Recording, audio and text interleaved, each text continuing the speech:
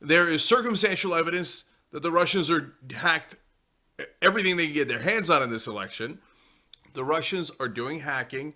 And I really hoped that we could simply move past all this ridiculous nonsense about the Russia hacked the election and all of this craziness that's swirling around in the run-up to the inauguration next week. But it is still here, as evidenced by the bastion of fake news itself, Google News and its assortment of fake news outlets like New York Times, NPR, USA Today, and all the rest, that still continue to put this Russian hacking at the top and front and center every single day, putting it before the brainwashed masses every single day, day in and day out, part of the 24/7 news feed, and it just keeps getting more and more ridiculous. Every major U.S. intelligence agency concluding that Russia did, in fact, interfere with the election. Our intelligence communities spend a lot of time and effort gathering a lot of strands and a lot of data. There are times where they're very cautious and they say, we think this is what happened, but we're not certain. Saying high confidence here. This time,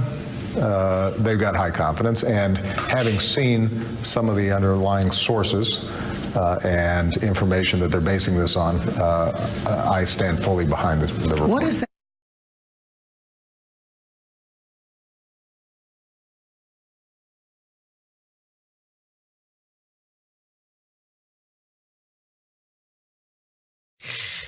So they put out this big report. This is the first one they put out.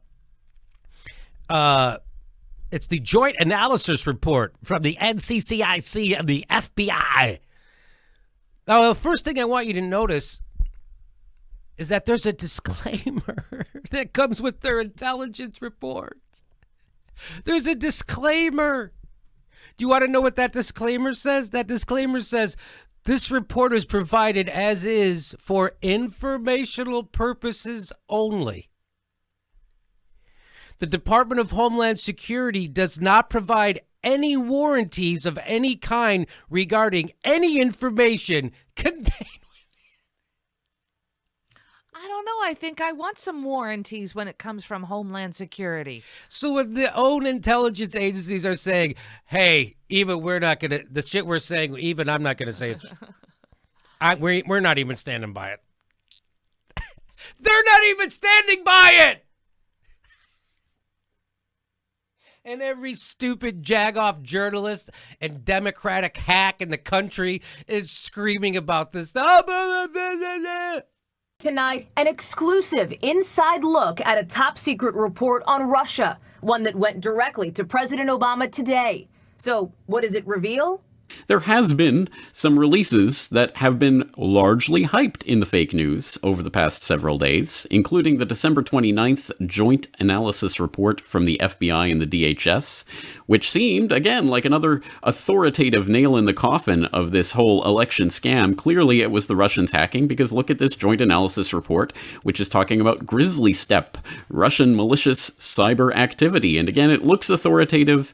It looks very impressive if all you do is glance at it briefly or read a headline about it. But if you actually look at the report itself, well, it starts with a standard boilerplate disclaimer, or so they say for these joint analysis reports. This report is provided as is for informational purposes only. The DHS does not provide any warranties of any kind regarding any information contained within. Well, I'll take that to the bank. This attribution all relies on essentially this image that just asks you to believe this is Russians in hoodies sitting on laptops. And then the rest of the report itself is just about what to do to try to mitigate this and don't let your servers get compromised. So again, absolutely not a shred of anything resembling evidence in this report if you actually read it. But of course, they're expecting you not to actually read it.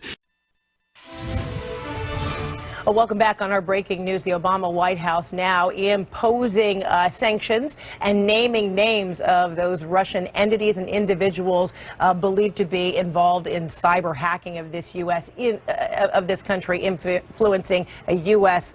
election. We do have a list of different names, alternate names for these Russian military and civilian intelligence services that apparently these teams go by. But again, this is literally just a list of code names that could have have been made up by anyone at any time.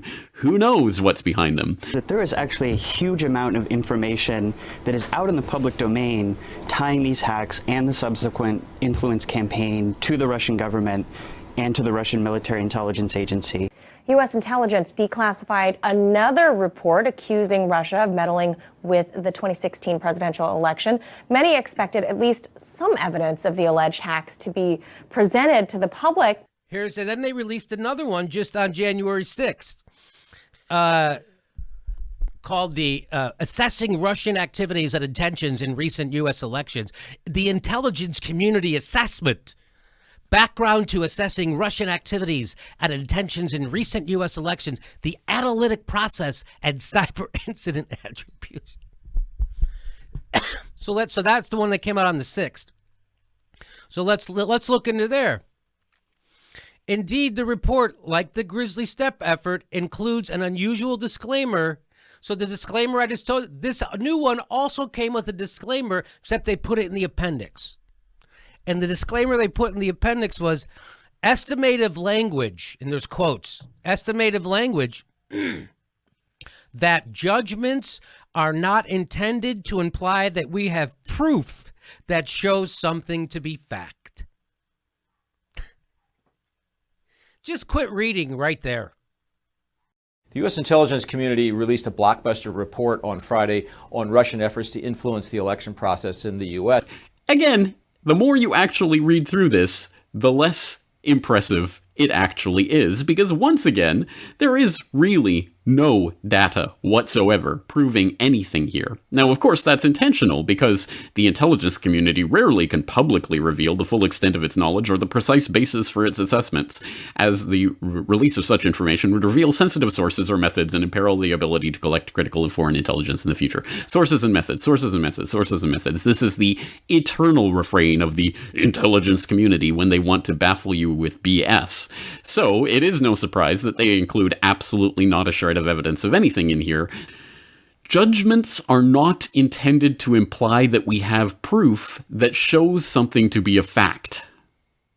Let me read that again. Judgments are not intended to imply that we have proof that shows something to be a fact. The more you actually read through what they are actually saying, the more you see that this is a ridiculous... It's not even a tissue of lies. It's just a tissue of statements that aren't even supported by... They don't even pretend are supported by evidence. So those reports that everyone's screaming about how great they were, they're all... they're bullshit. They come with disclaimers that the people putting them out are saying, hey, this is... we're not vouching for this. We're not going to vouch for our own report, okay? Just so you know. Well, whatever proof they have, Dan, seems to have convinced all 17 intelligence agencies that there is no question it was the Russians. You mean to say that we shouldn't, that what happened with the intelligence community and the WMD and the lead up to the war in Iraq, we shouldn't take that into account? Are you really saying that? And he reiterates it. Yeah, that's 15 years ago. It's a different context. The intelligence community has changed, blah, blah, blah. So we can't possibly look at such things and take that into account when we're taking judgments like this. I mean, we just have to accept at face value. All right. So we can't go back 15 years ago to look at, world weapons of mass destruction or that kind of nonsense. So how about something much more recently, where the intelligence community directly lied to Congress in direct violation of the laws of the land, and of course, absolutely nothing happened?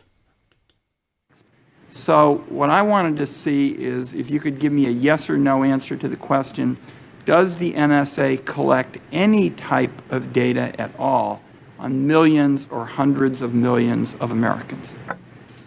No, sir. Yeah, you remember that? Remember when General Clapper got up there and lied point blank 100%, perjured himself about the NSA's illegal collection? That was only a few years ago. That wasn't 15 years ago. That wasn't ancient history. He flat out lied, perjured himself. It was illegal what he did here, and it later came out, of course, as we now know, the NSA really was collecting data on hundreds of millions of Americans. Oh, but Has James Clapper been indicted yet.com. Has James Clapper been indicted for perjury yet? No, it's been 1,400 days and since he lied to Congress, and no, he has not been indicted. So there you go. That's how this justice works. But one wonders if that might be more relevant than if we can't possibly look back 15 years to look at the false statements of the intelligence community. Can we look back a few? There's another issue going forward. Mm-hmm. Is it necessary for the security of the United States that Russia pay some price for doing this? If, as you said, they did it. I think there is no doubt that when any foreign government tries to impact the integrity of our elections, that we need to take action. They've been releasing, the intelligence agencies have been releasing their reports to convince us that Russia, we should be upset at Russia because they hacked our election. First of all, and give a shit if they did. The United States tapped Angela Merkel's phone. She's our ally. We do this shit all the time. Okay? And don't think we're not hacking Russia all the time also. So it doesn't bother me at all. This is what James Clapper revealed. This is what intelligence agencies do. Election interference? Yep, the U.S. has done it in 45 countries worldwide, and that's only in the last 70 years or so, since the end of World War II. This is talking about some new research that's come out by political scientists, documenting different times in which different countries have meddled in foreign elections, and identifying from 1946 to 2000, America fiddled in 45 different countries' elections, including not only in the Western Hemisphere, where, of course, we all know they have the manifest destiny to rule every square inch of this part of the world, but also in the Eastern Hemisphere, where they were interfering in all sorts of places, Romania and Somalia and Sri Lanka and Thailand and Ukraine, and Russia, by the way, interfered in Russia. The Russians intended to meddle, and they meddled. And it could be another country in the future. It could be another election where the alignments between Republicans and Democrats are different than they were this time, and who a foreign country prefers. And that's why I hope that this does not continue to be viewed purely through a partisan lens. It was an unprecedented cyber attack ordered by senior Russian leadership on the U.S. election. One thing we keep hearing is that this is unprecedented, that a foreign country has never interfered in an American election to this degree, and that is simply false. It is without dispute and beyond debate that the government of Benjamin Netanyahu, the Prime Minister of Israel, interfered in the 2012 U.S. presidential election and afterwards in the political process. So, okay. And what people are really upset about is that, oh my God, Russia got access to John Podesta's emails, and then they ran around spreading the truth.